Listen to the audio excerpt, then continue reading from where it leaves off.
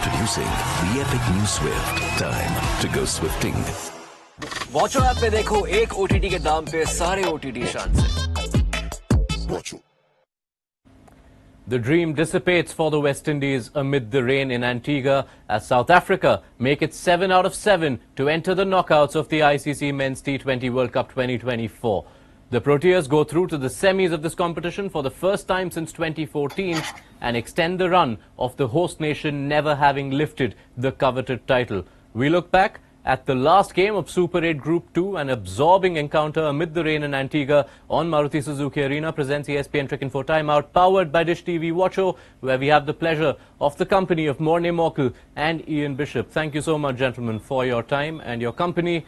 Morne, let me start with you. It got way nervier than you would have wanted at the end, but this is quite a unique change of script for South African cricket.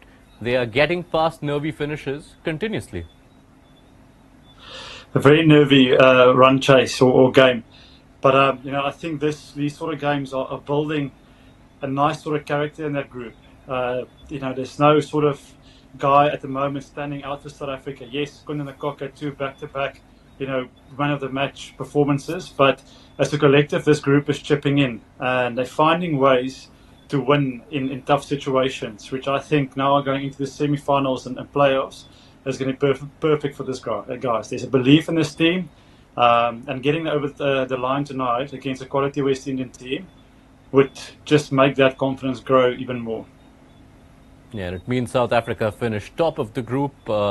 They will now wait to find out who will be their opponent in the semi-finals based on what happens in Group 1.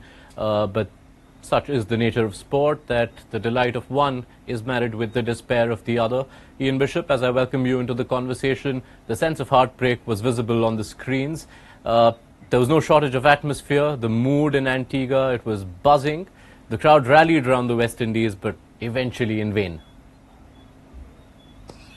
Yeah, the support throughout, I think, for the West Indies has been wonderful, and more so in certain places than others, but certainly in Barbados, in Trinidad, here in Antigua and Barbuda, the West Indies can't complain. I think Robin Powell acknowledged that at the end of the game. However, the West Indies will look, you can talk strategic decisions, bowling-wise, etc., but the one constant throughout the entire campaign for the West Indies was that when the pitches got tough or the bowling had some quality about it, the West Indies found that the sixes and the boundaries did not come as frequently as they would like. And as a result, each time the batting sort of fell short of what was expected and anticipated. And on a couple of occasions, the bowlers sort of pulled them out. So there needs to be a rejigging, I believe, of batsmanship even around the T20 game in the Caribbean. 57 dot balls tonight, again following 51 the game before, and a couple of it here tells you there's an issue. Yeah, and that has sadly been a recurring theme in our conversations throughout this World Cup. I think the game against Afghanistan is the only one where West Indies did not face 50 dot balls in one inning, so that's a huge number across the tournament. That will need a lot of looking into, and that is what has cost them in this tournament. Bish. Yeah, I believe it is a factor. Of course, the bowling, needs, I suppose, to get a wrist spinner in, because Trabir Shamsi showed us what was possible tonight with a wrist spinner. They've tried that before. But when you go back to regional cricket and domestic cricket, and that comes down, I believe, to how the game is taught, how the game is coached. There's tremendous power around the Caribbean and around that team, but you will not always get conditions that are conducive to that. The West Indies coming into the night with the hardest team in the tournament, but then they're gone. So there are other things as far as batsmanship is concerned in and around the power hitting that they have not quite found yet. And so that has to be taught, learned, and fine-tuned at regional and youth level in order for the West Indies now to continue pushing to the higher echelons of the game. Without, you don't want to single out individuals, but when we look through this innings, Bish, you saw Nicholas Pooran, the first ball he's faced off Aiden Markram backing himself as a matchup, and the first ball he faces, he looks to hit. Is that a part of the problem, something you wish that West Indian batters would have addressed better, assessed conditions before going after bowlers? Well, the argument that the guys will make is that Puran has done it before. Perhaps when the matchup is perhaps a little bit different with the ball coming into him. Ruston Chase came in the very next ball and hit his for 4. I do want to give a lot of credit. I want to give a lot of credit to Markram and the way that he used his bowlers, the way that his bowling group performed. And I thought that was going to be a defining thing coming into the game, the way that South Africa's bowlers were able to exploit the conditions, and the spin strategically certainly was it. But yeah, some more awareness and a little bit more patience and diligence at key times could be something that the West Indies power hitters could use going forward. Now let's look at the other side of that coin. Morne must have made for rare viewing. It's the first time South Africa bowled 12 overs of spin in a men's T20 World Cup game. There are only 2 games in their entire history of men's T20Is where they've bowled more spin. That looked like a visible change in strategy, seeing the conditions. How much did it surprise you, and how impressed are you by that tactical call and how it was executed eventually by the South African spinners? I'm not very surprised by that tactical move at all. Sort of the last 2 years with me moving into a bowling coaching role, every team meeting I've sat in and we discuss a West Indian player. The key message for me when I leave out of that room is either left arm spin if it's a right-hander, or we bring on leg spin. So for me, South Africa, there's a clear game plan today that we're going to leave out Otniel, bring in Shamsi with a bit of wrist spin. All those guys have played a lot of CPL cricket. They've got experience of the conditions, and for them was exactly okay. You bring your power game. If the wicket is turning, if there's a bit of bounce, okay, we know we can squeeze you with that, get a bit of pressure on you, and with you going to go playing the attacking game, you're going to give us options. And I think for me that this, watching the game, it was a clear sort of case where it was hard to rotate strike, and what is going to be your plan B on a tricky surface, or on a surface where it's assisted the spinners? Can you rotate the game? And like you guys just mentioned there, and Bish summed up very well, West Indies couldn't really do that tonight or get that right tonight on that surface. Yeah, the trial by spin for West Indies started with Aiden Markram, who bowled 4 overs non-stop, having started with the new ball. The last time any South African did that at the Men's T20 World Cup, you'd have to go back to the inaugural edition in 2007 with Sean Pollock doing that. You did see a bit of a recovery, Bish, through Kyle Mayers, who was playing for the first time, and Ruston Chase with a half century. But that's when Tabraiz Shamsi coming in and getting those 2 wickets, which then seemed to be a big turning point in that first half. Yeah, Shamsi was superb in his control. He took a little bit of tap, I think it was against the USA, but his intervention tonight, following Markram and what Markram did, I thought was absolutely critical. The West Indies have to be able to negotiate with a couple of key players. Kyle Mayers didn't quite get going in the way that he would like, but we know that Ruston Chase is that stabilizer in the innings, and he played his role relatively well. Puran is the guy that you would have expected to do that and then take off. It wasn't allowed to happen. So one of the big points really was just the selection of Shamsi and the way Shamsi repaid the faith through those middle overs, turned the innings on his head. So, Morne, should we assume that Shamsi will be rested for the semi-final so that he can come back in the final? Because every time he comes back to the side, he delivers a player of the match performance. Well, that's one way to look at it, but I think it's gonna all depend who they go up against. The South African team will do their homework. Eric Simons is very smart man when it comes to those sort of things. But I also just think the partnerships tonight was key for those guys to bowl well, and the spin guys with ball in hand did it really well. And I think for me, with the West Indies sort of batting innings, they had that little wobble there in the middle against spin, but then Russell went 6-6 against Nokia, and a couple of balls later got run out, which for me was a given. Bowling to Russell, I know at the back end you are sweating. You know, if it's hardly missing your length or missing the mark, you're going for 6. So that for me was a gift for South Africa, and just allowed them, into the game, back into the game big time. But just going back to the spin conversation, the fact that we've seen this come up right from the first game against Papua New Guinea to this eventual end of the campaign, how West Indies have ended up being circumspect against spin at a lot of different points in this tournament. Will that become an area they need to consciously work on going forward in their T20 cricket? Yash, I think they've worked on that for the last wee while. It's been a theme and a worrying little experience for this team for some time now. We've talked about it. So I think there had been some efforts made through camps and through trying to rotate strike a little bit better or score off more deliveries, I would say, is a more appropriate term for me. You go back to the series coming into the World Cup against South Africa in Jamaica. We're looking at those middle over 7 to 15 to be precise. So there's an awareness of it and has been for a while, and there have been some strides made to try to better it.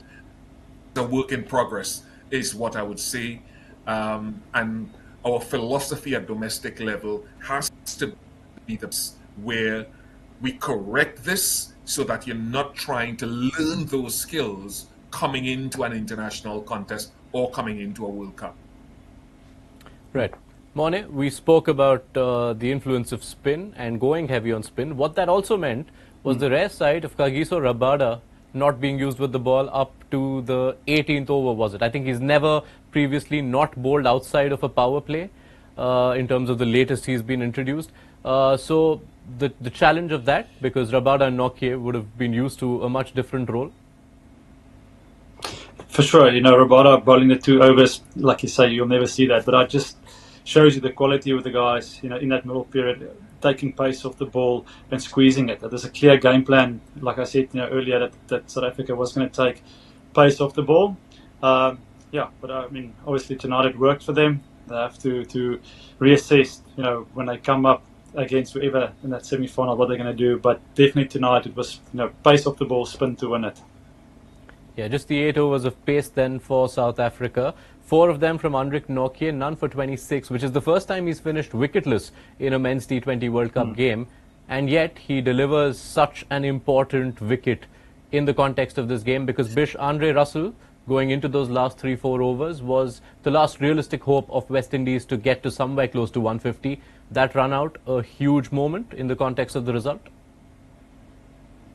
Oh, very, very, very crucial, because had Andre Russell stayed there and faced another 10 or 12 deliveries, that total would definitely have been pushed above that 150 mark, and that would have been a different kettle of fish, or could have been anyway. He dropped, I think it was Ruston Chase earlier, Anrich Nortje that is. So it was great that he still had the composure, one, to bowl his overs, and then to sort of have the clarity of mind to create that run out and to execute it as well as he did at that point in time. Look, I don't know what else to say though. South Africa, their bowling group and their thinking on their feet and the fluidity is exactly what you want to see in a World Cup. That attack may be different next game, and that is great to be thinking that way. Do want to spend another minute with you, Bish, around the same player, because Andre Russell, can't be sure, but it is possible we might have seen him play for the last time at this T20 World Cup stage. If that were to be the case, what would you remember Russell for, and what will be his lasting legacy? World Cup winner, a guy who helped change the power hitting of those type of dynamic all-rounders, develop the narrative around that, an outstanding fielder when fit and raring to go. And as he showed in this World Cup, when he's fit and bowling well, he creates an impact wherever he goes. So I'm just happy that he came, that the West Indies, if this is his last game in West Indian colours, he gave, for me, a good enough contribution to be remembered positively as a World Cup winner. Morne, your thoughts on someone who you would have had your own duels with over the years? Andre Russell will be remembered as one of the all-time T20 champions. Yeah, he's an all-rounder that, as a coach or any team would like to have. Just an intimidating guy with bat and ball. And yeah, he's a match winner. X Factor written all about all over him. And for me, just a genuine legend off the field as well. What a team man, always at the nets there, helping youngsters to improve, talking to bowlers how to get better. And I think that's a special skill, because when you play in certain tournaments, certain batters will go into their shells. They don't want to give too much away. But when I played with Andre, and every time I sort of bumped into him, he was always a guy that is keen to talk cricket, and he gives 100%. And I'll always remember him for that. Yeah, and while he couldn't make the contribution with the bat, he did still make some noise with the ball. Those two early wickets, removing de Kock and Reza Hendricks before the first rain break, was what gave West Indies an opening as they tried to defend a low total. I want to spend some time on that chase, starting with you, Bish. We had with our preview chats with both you gentlemen, we talked up the West Indian spinners against the South African middle order and how big a say it might have in this game. Now, we saw Roston Chase make a splash towards the end, but eventually those 4 overs for 51 between Akil Hussain and Gudakesh Moti, Bish, the fact that rain came in, do you feel how much of a factor did that play in terms of the effectiveness of the two West Indian left-arm spinners?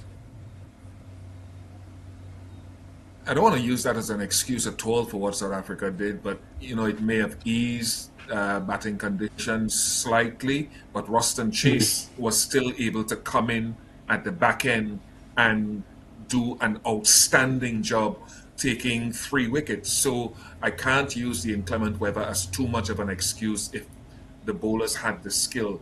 Instead, I would say great credit to South Africa, maybe tactically, as my colleagues were saying, that Akil Hussain getting a 3rd over, and I think you talked about it, maybe Roston Chase with 1 early up in the power play, at least in hindsight, is something that the West Indies could have done better, because he was tremendous. And Gudakesh Moti, that I think it's a 7th over that went for 20, really curtailed and loosened any perception of pressure that could have been built. Yeah, I heard you talk over the broadcast about how that was possibly the turning point in the chase, and from there South Africa knew at least the run rate was always quite gettable. Morne, when you look at that batting effort, there's not a single score of 30. Heinrich Klaasen, though, with that 22 of 10, including the damage to Gudakesh Moti in the 7th, priceless innings. Yeah, a little cameo there from Heinrich, just to try to sort of ease that pressure. I mean, at 77 for 4 or 93 for 5, you're sitting in the dugout, and it's one partnership, and you're home, and you've got David Miller still sort of, he's at the crease. But yeah, that's been sort of the makeup of this batting lineup at the moment.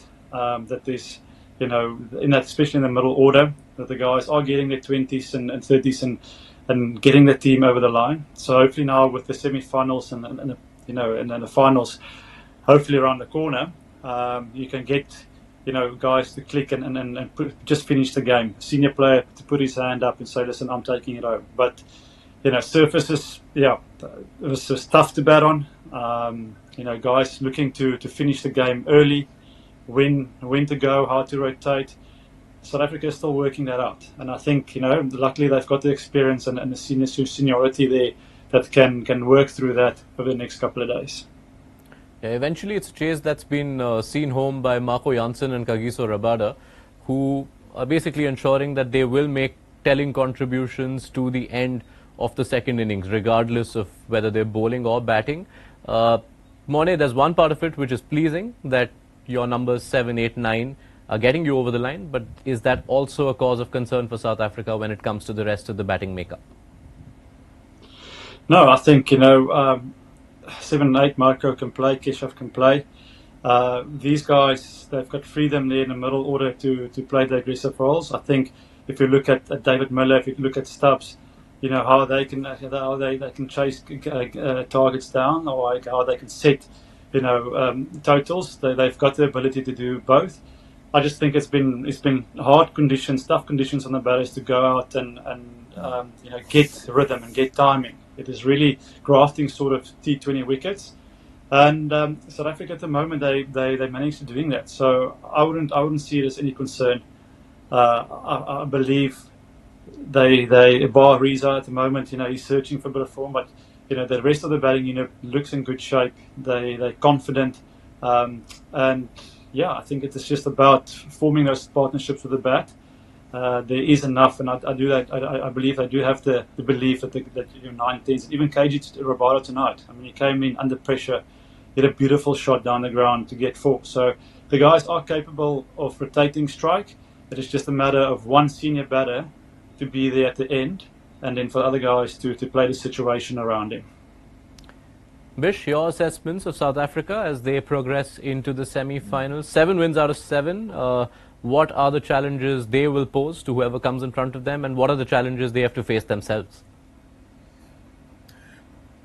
On the plus side, I really like South Africa's bowling group. As I said to a colleague of mine today, I think they had a better bowling unit. I didn't expect to see so much spin in the end, but I believe that Rabada's striking some form at the right time. Nokia has been bowling well. Marco Jansen, if he gets it right, can make a contribution, and if they go back to Batman, then we've got something there. I would say though, Aiden Markram said after the game tonight that he's happy that his team have progressed, but he would have wanted several of these games to finish more clinically by South Africa with the bat. Because what happens there is that every opposition, or certainly the one that they come up against in the semi-final, will keep thinking to himself, the pitches are tough, it's been tough for everyone, but South Africa, they keep losing wickets, and sometimes losing wickets in clumps. So we will keep hope alive, even if a little partnership forms, because history in this tournament says that there's some frailty in that quite often none of the batters are taking that big responsibility that you can still do and get a sizable total on this. So I think they've got some work to do there. The cameos are nice, but at some point you want one of your guys or two of your guys to kick on to something a bit more. All right, so Bish, the campaign ends for West Indies, but I'm going to do something I know you love doing, because I know you love your predictions. So what do you think? Who to you are the favourites? Who will be in the final? I was going to say let Mone. I see Mone had his hand up there to just make a little comment there before I go in. So I know that we're recording, so I'll just let him make his comment first and then come back to it, Yash, if I may be allowed to do that. Absolutely. Go ahead, Mone. I'll give Bish a minute or two to think about it. That's for me is a very interesting point that you guys just make about South Africa, not being clinical. But I think for me, that's something you can't fix in the nets over the next 2 days. It's an individual that's on the day gonna walk out with his chest out and say, I'm taking this game down and I'm winning it. And they've got the personnel. Mailer has played a lot of cricket. Heinrich Klaassen's dominated IPL. So I feel that it's not they'll mention it in the dressing room, but those players don't like to talk too much about it. They'll brush whatever games they've played with the bat, they'll brush it under the bed, they'll spend maybe 5 minutes in it, but it's an individual that's going to rock up on the day, that's going to walk out into the middle and say, okay, I'm winning this for the team, and how am I going to do that? All right. Now, that answer, Bish, should also tell you why I won't be taking any predictive questions to Mone Morkel, but now that he has done you a favour in the fast bowling club, given you that extra minute to think, give me your knockout round predictions. So how many do you want? Who's making the final? I mean, we know the 2 of the teams from right. Group 2. Group 1, okay, fine. Let's do it all. Group 1, India, Australia, Afghanistan. Afghanistan in with a chance if Australia were to lose today. How do you see that group ending? Well, obviously, I think India out front to get there, right? I think India will get through more than likely. and I'm going to go for Afghanistan with my heart. They're heading in the right direction. They're playing in St. Vincent again for the final game of that round. So, it's anathema, but I'm going to go with India and Afghanistan. Be a wonderful story. And then England and Africa, I'm going to back England to get So to with the final. with the combination you're picking, that would mean India versus England in Guyana and South Africa versus Right. Afghanistan in Taruba. Right, so you want me to go final now? Why Because I not? gave you my Group 1 predictions. Why not? Oh, God. If it is South Africa against Afghanistan, I'll go South Africa to get to the final. And if it is India, England, I'm going to go India. So an India, South Africa final. I think South Africa building some nice muscle memory in terms of character and composure in winning close games. And at some point, they're going to get to an ICC final. And who's to say it's not now? I could see I how. like that fish.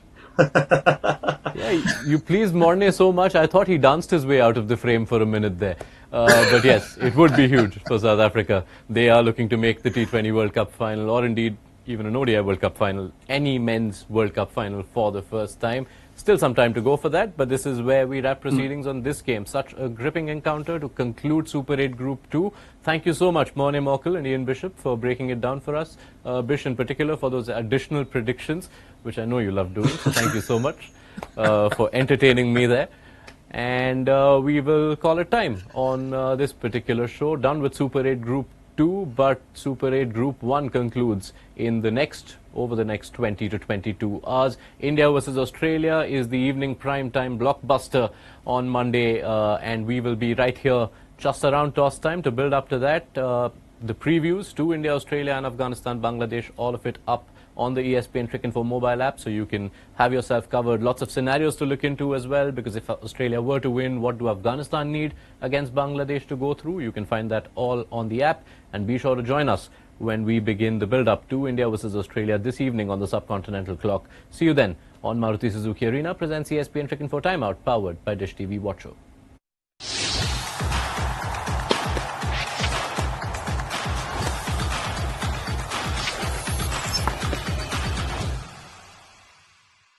Introducing the epic new Swift. Time to go swifting. Watcho app पे देखो एक OTT के दाम पे सारे OTT शान से। Watch